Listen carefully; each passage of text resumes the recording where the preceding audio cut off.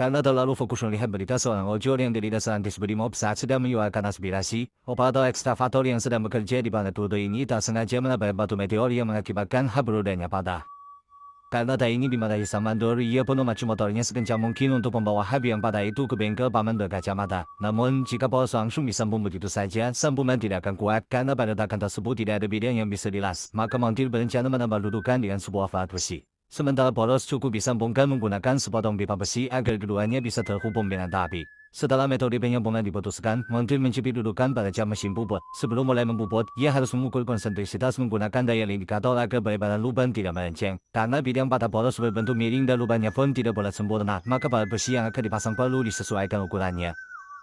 Montir menggunakan jangka sorong untuk mengukur diameter baut, kemudian data itu dijadikan acuan untuk memperbesar lubang dudukan agar bisa menempel dengan pas. Namun, karena pengelasan besi jor dengan baja sifatnya rapuh, untuk menambah kekuatan sambungan, dinding dalam dudukan harus dipupuk dengan ulir. Setelah ulir terbentuk dengan api, ukuran ulir DJ menggunakan alat ukur. Setelah itu, ulir dengan ukuran yang sama harus dibuat di baut besi agar bisa disambungkan. Bagian tengah pelat juga perlu dihubungkan dengan pipa besi. Setelah bagian luar dirapikan, montir menggunakan bodoh untuk melubangi bagian tengah. Jika ukuran lubang berbeda jauh dengan diameter poros, maka lubang diperbesar dengan pisau bubut. Karena sambungan juga memerlukan ulir, maka diameter lubang diukur dengan jangka sorong.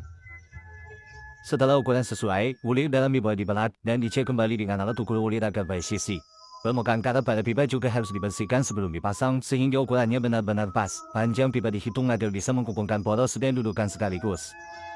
Lalu ulir diuji dengan cara diputar. Jika terasa mulus tanpa hambatan, berarti hasil puputan sudah akurat. Selanjutnya, sambungan dipotong agar pipa bisa dilepas sempurna. Poros yang permukaannya kasar kembali dipuput agar rata dan halus. Lalu, sisa materialnya dibersihkan. Lubang sambungan juga diperbesar ulang jika terlalu kecil. Setelah ukuran lubang sudah sesuai, lalu dipuput ulir untuk menyambungkan pipa.